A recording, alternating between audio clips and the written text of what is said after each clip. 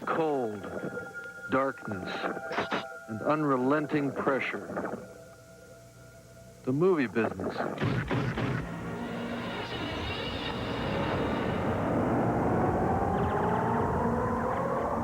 You know, nobody's ever written a book about it. This guy's very inspiring. This guy's life, the fact that he's from Kapuskasing and was able to claw his way to the A-list, that's very inspiring. People would be inspired by that. So I thought, since nobody's written about him before, I'll do it. Scientists and filmmakers have much in common, says Cameron. They both must have the ability to think in the abstract if they are to produce important work. But a career as a physicist would not have quelled the other Cameron desire had, and that was the urge to be a storyteller, a dazzler through words and images.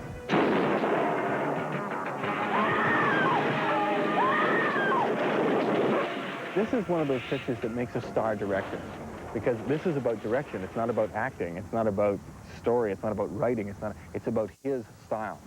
The Terminator got people talking in Hollywood. They wondered about James Cameron. Could he deliver consistently on the promise that he demonstrated with his first major film? He was about to answer them.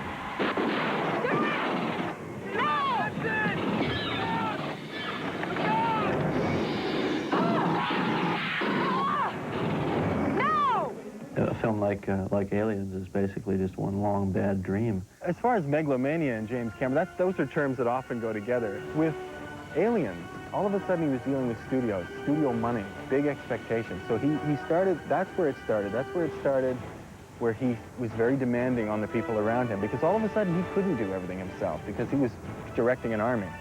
So he became very demanding of the people around him. The success of Aliens put Cameron in a great position. He was now an A-list filmmaker. He decided to embark on a cinematic adventure that is still described as the toughest movie shoot in history. James Cameron was about to go from the highest of highs into the abyss. I need to know if you're okay. If I couldn't do what 2001: A Space Odyssey did for science fiction films taking place in space, if I didn't feel that I could do that in the underwater arena, then I didn't want to make the movie. Him and his brother, who's an engineer, an aeronautical engineer, developed a full-face mask that you could see the whole actor's face through this now. They've got a patent on this now. Test, test, test, 1, 2, 3, 4. First recorded dialogue, underwater, on film, for a theatrical motion picture in the history of the world. He developed a one-way communication system where he could talk to his actors and direct them, but they couldn't talk back, which he said is every director's dream. I mean, just tilt back like that, okay? A special station where the actors could replenish their air without coming up. It was just one thing after another. If he didn't have what he needed, he would invent it. That kind of mad genius mentality is why his movies look the way they do. And even if you don't like them, you have to admire the effort. You have to admire what went into the making of them. That's what inspires legendary filmmakers.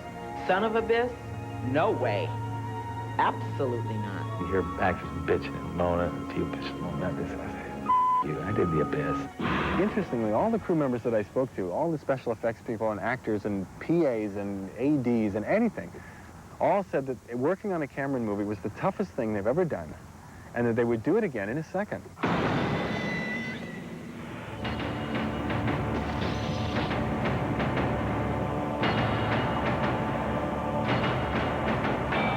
I think it's incumbent on us to go further, to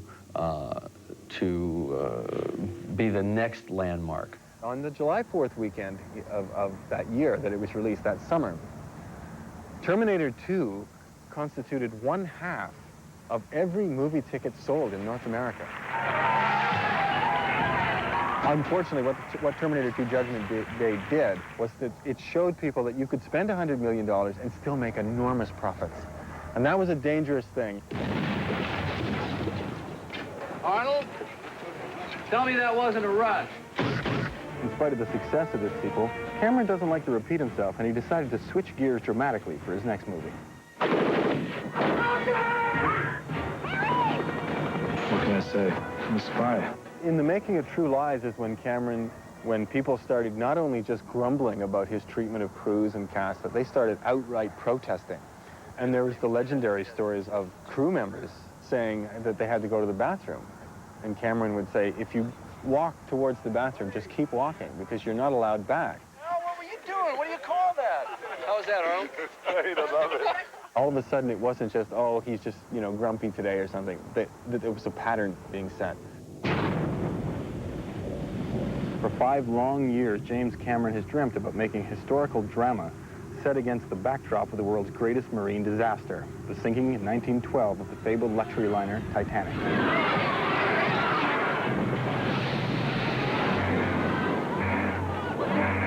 Even to this day, these Fox executives who, you know, have pretty much said, we'll just have to see how it turns out because this is a $300 million now. They still say, you know, if it was anybody else but James Cameron, we never would have done this. But this guy, he might just pull this off.